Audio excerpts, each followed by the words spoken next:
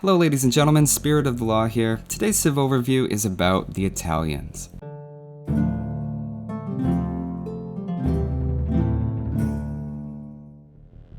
Now they're an interesting civilization with a couple of unusual unique units, and overall they may have been a little underpowered when Forgotten Empires was released, but they received quite a few boosts in the last update, and people are a lot more divided now over how good they actually are.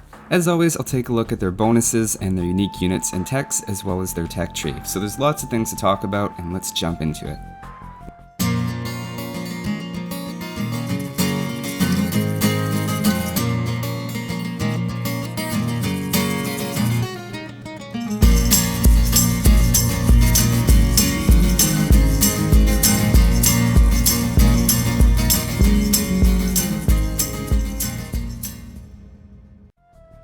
The Italian team bonus is that the whole team can build the Condottiero at the barracks in Imperial Age. There's been a small change to this in the African Kingdoms update, and they no longer require you to build a castle first. We'll look at the Condottiero in detail a bit later, but as far as team bonuses go, I find these team unit ones tend to be the most interesting for ally synergies. The ones to point out are that the Aztecs get them with their +4 attack, Celts move about 5% faster than regular ones, Goths create them in only 3.5 seconds, the Japanese attack 33% faster, Slavs do 5 damage per attack to adjacent units, and Vikings have extra HP. Now something weird happens with the Malians. When I do a random map or deathmatch, their extra Pierce Armor bonus doesn't apply, but if I'm in the scenario editor, it does. I'm not sure what's happening there, and maybe it's just a bug that's going to get fixed. Looking at their bonuses now, the first bonus is that advancing to the next age costs 15% less. That means going to the feudal age costs you 425 food. Now an interesting question is whether or not that means you can go up faster than usual and still have your normal economy. Let's break it down a bit. Let's say you normally advance with 24 villagers, just for the sake of having some numbers.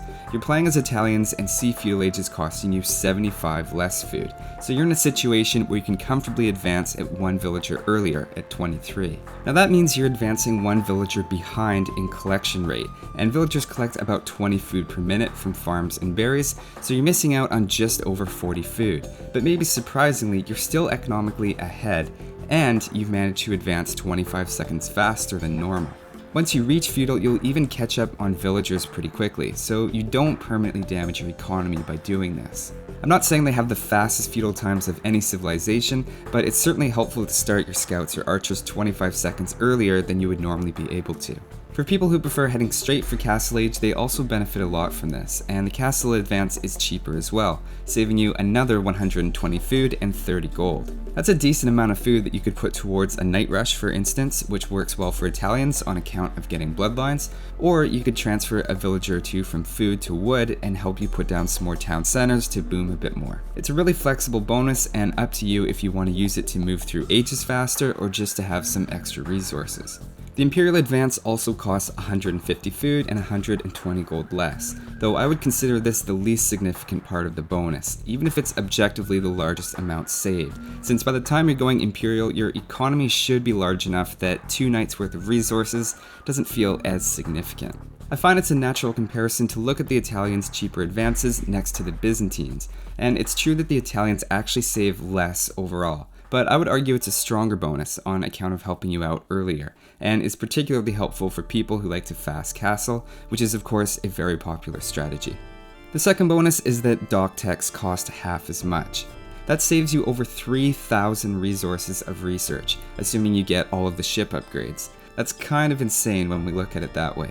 If we break down the savings by age though, over 80% of that is coming in the Imperial Age. And I think what I was saying about the cheaper Imperial Age Advance being less significant is going to apply here too. The first moment this bonus is going to help you is after you're in Castle Age, which means it might be too little too late depending on how aggressively the game is playing out. Assuming it's one of those late Navy sorts of games, the shipwright in particular catches my eye, because it's a very expensive technology at 1,000 food and 300 gold. A lot of the time you may not have that 1,000 food on hand when you hit Imperial Age and start building ships, on top of also getting Bracer, Galleon upgrade, and economy tax, so it's understandable if you end up putting off shipwright.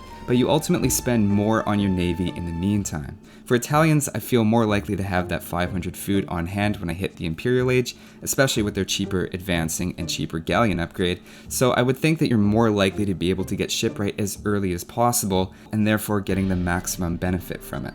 The third bonus is that fishing ships have +2 line of sight. The intuitive idea I had is that this helps you see raiding ships faster and save your fishing economy where other players would have lost theirs. I'm not sure that's true though, and it's not quite as impressive when we realize that fishing ships have a much smaller line of sight than galleys by default, and the +2 line of sight basically lets them see galleys at the same time the galleys see them. You're not necessarily getting a lot of extra warning, and I don't see it saving a lot of ships in practice. My favorite aspect though is that it helps find new fishing locations. Normally when fishing ships use up a source of deep water fish and don't see any more, they'll go to shore fish if there's one nearby, and if there's no fish in sight, then they just sit there. You have to manually explore and reassign them to get them to start fishing again. For Italians, the extra line of sight means they're more likely to see the next closest source of fish and keep working. It's impossible to realistically evaluate the effect of having to pay less attention to your fishing ships, or how much food you lose out in an average game from idling them, but it's certainly convenient to not feel the need to check on your fishing ships to make sure they're still working. The fourth bonus is that gunpowder units cost 15% less. That applies to hand cannoneers, bombard cannons, and cannon galleons. There's a bit of a Turk fast imperial flavor to this bonus, and it's going to help a gunpowder strategy for sure. As a comparison, Goths have 35% cheaper infantry, so suddenly 15% for Italian gunpowder units might not sound overwhelming. But there's some surprising benefits here. First of all, unlike cheaper units at any particular military building, this one applies to a naval, siege, and archery unit, so it can help out in a variety of situations, but I wouldn't base your strategy around it. In fact, going out of your way to take advantage of this is likely to trap you in a mono-unit kind of army, so I wouldn't use it to justify a spam of any particular gunpowder unit, just know that it's quietly helping you out in the background. So that's the Italian bonuses. It feels to me like they're designed to be played in the fast Imperial to gunpowder strategy, or even an unorthodox fast Imperial Navy sort of strategy. Next we'll take a look at their Castle Age unique unit, the Genoese Crossbowman. Taking a look at the stats, they're slightly more tanky in terms of HP and attack than their regular crossbowman counterparts, but it comes at the cost of 1 range. They seem to move at the same speed, but the regular crossbowman fires 50% faster. So as a generic ranged unit, I lean more toward the regular crossbow line in Castle Age on account of more range and much higher damage output. Regular crossbows are cheaper too, and don't need a castle. So you might be wondering, why would you ever use Genoese crossbows? Well, first of all, the HP boost can be meaningful in some situations. For example, Castle Age Genoese crossbows can take a direct mangonel shot, whereas regular crossbows can't, which can lead to a pretty different outcome. Same thing in Imperial Age against onagers. You never plan on taking onager hits, but as we all know, sometimes they happen. Cue the onager montage, or ontage as we'll call it.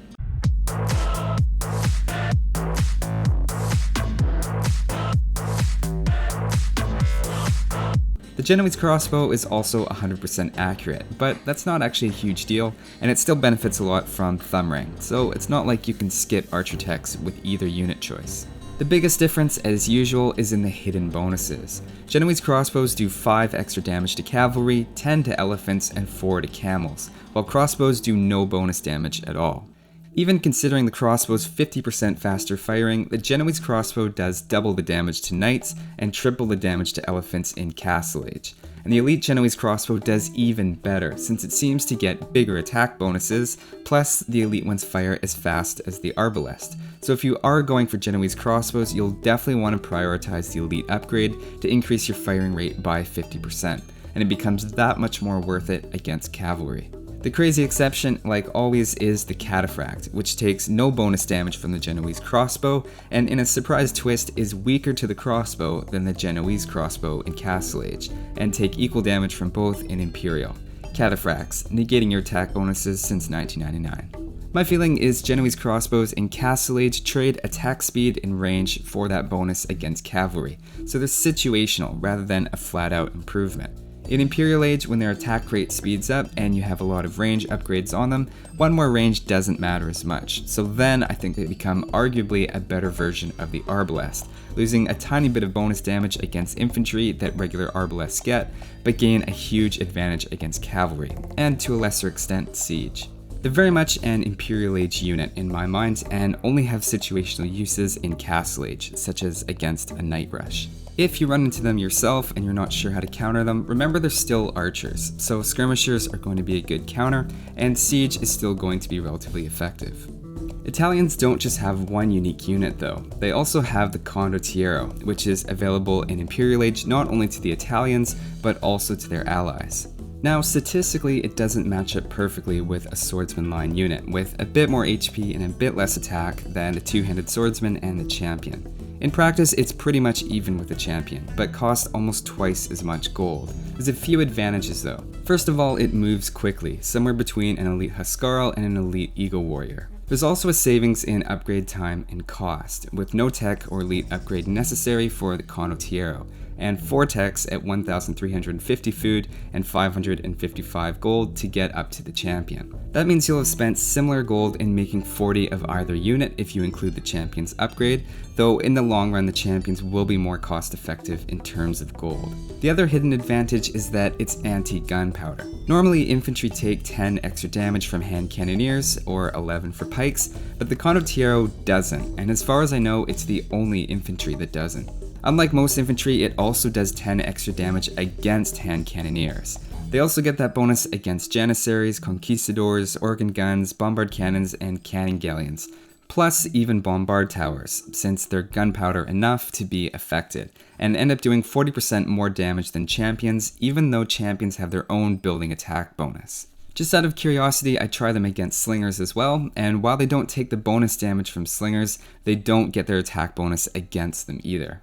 The resistance and attack bonus against gunpowder are certainly unexpected in how good they are if someone wasn't aware and they thought that they would perform similar to champions. But we are still talking about ranged units against melee, so they won't work miracles, or even necessarily be able to reach a mass of gunpowder units. Also keep in mind that a Condottiero is going to perform similar to a champion against most melee units, while costing 75% more gold over the long run. So in that respect, we might argue it's better as a gunpowder counter unit than as a default that you'll want to use all the time. Considering some more nuanced situations, it's really nice to hit Imperial and throw some infantry into your army without having to go through the whole swordsman line upgrade. And the fact that they're produced very quickly also helps when your base is under attack and you just want to get any units out as quickly as possible regardless of cost. So yes, they have an anti-gunpowder element, but there's certainly some other advantages that they bring besides just that. Taking a look now at their unique techs, the Castle Age one gives +1/+1 armor to your foot archers. It's much cheaper now after the newest update at 300 food and 150 gold instead of 550 food and 300 gold. Probably even more significant is it now applies to the Arbalest and Skirmisher lines as well, giving them all 4 melee and 5 pierce armor in post-Imperial instead of the usual 3 and 4. It's more expensive than the Castle Age blacksmith tech, which gives you the same result, but it means whenever you build a castle, you'll have the opportunity to keep your archer's defense one step above everyone else's. That might not sound like much, but in a late Castle Age crossbow fight, it has roughly the same effect on the outcome as having your units fire from behind a cliff, which most of us can probably agree is a decisive tactical advantage. And in post-Imperial Age, Italian skirmishers can hold out against double their numbers in archers, whereas generic fully upgraded ones take double the damage from each of arbalest and longbow shots, meaning they don't hold up anywhere near as well when they're outnumbered. The point is, it's a handy technology and worth grabbing whenever you're doing your archer blacksmith armor techs. Their second unique tech makes trade carts cost half as much, so instead of 100 wood and 50 gold, they're 50 wood and 25 gold. Assuming you get this tech before any trade carts and you make 40 just to pick a reasonable number, it saves you about 2,000 wood and 1,000 gold, so it's clearly worth the price of the tech. It only takes 10 trade carts to pay back the gold investment, so even if you completely forget about the tech until after your trade is up and running, it's probably still worth getting on the off chance that you have to replace some because of raiding. This also applies to the trade cogs as well, which get even cheaper thanks to the shipwright reducing their wood cost, and they become 40 wood and 25 gold. In the market video I made a year ago, I found that trade cogs generate gold slightly faster than trade carts at equal distances, and since then they've been bumped another 30% in the expansions. Seriously guys, if you don't already, make more trade ships. They're built faster and they make more gold over time. So those are the Italians' unique units and techs, and now let's take a look at their tech tree, starting with the archers. Italians are classified as an archer civilization and have the main technologies for the archer and skirmisher line there,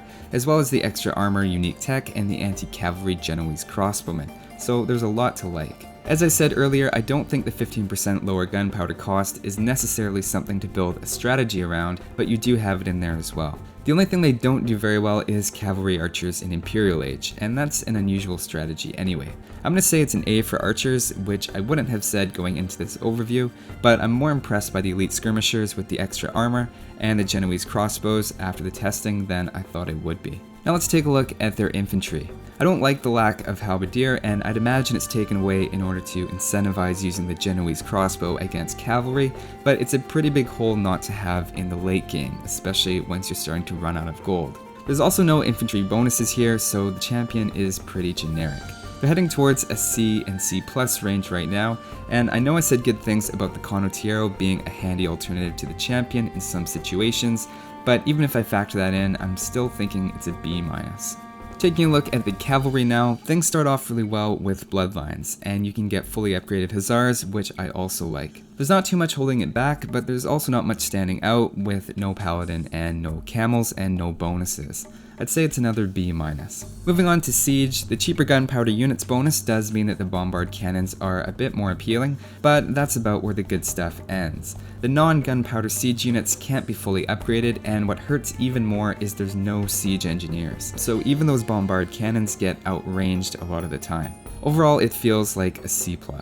Taking a look at the Navy now, it's a very open tech tree and several bonuses that are all helping out here. The cheaper dock techs, shipwright, bracer, and cheap cannon galleons are all really strong. The early galley rush feels generic though, maybe helped a bit by some faster advancing, but in the Imperial Age I'd say they could take on almost anybody. Overall, they're a B+ on water, maybe reflecting a bit of my bias towards late game water battles over early ones. Taking a quick look at the monks, obviously there's a lot of religious history in Italy, so they should have a decent monastery tech tree. I'm sure there's an inside joke that I'm not getting about the whole heresy thing, but overall I'd say it's an A- for monks. You could probably even do a solid monk rush of some sort given you're cheaper advancing through the ages. Looking now at the defenses, bombard towers, keeps, fortified walls, bracer, heated shot, and architecture are all there. I like the fact that they have a lot of defensive-minded units as well, like cheaper hand cannoneers for infantry, extra armor on their skirmishers for fighting archers, a unique crossbow unit with a bonus against cavalry, cheap bombard cannons against siege, and the Condottiero with bonuses against gunpowder units. That really covers the range of possible unit types, and it seems like Italians have an above-average answer to all of them. I'd give them an A for defenses and recommend them to anyone who likes to wall up and enjoys the shifting counter unit aspect of late game battles, which I think the Italian tech tree really lends itself to. Taking a look at the economy, all of the wood and farm upgrades are there. Depending on how we stretch it, we could say the cheaper advancing is a bit of an economy bonus, and on water maps, the cheaper dock technologies is huge in terms of its total cost saved, and there's also a lot of potential in how much you can save in the late game with cheaper gunpowder units and trade carts. I'd say it's a solid B+. The biggest issue is surviving with your town intact against aggressive early game civilizations, but once you're safely in the Castle Age and beyond, things start to look a lot better. So that's the Italian tech tree. They definitely come across as a flexible late game civilization for defensive minded players, with an advancement bonus that gets them to those later stages a little bit earlier.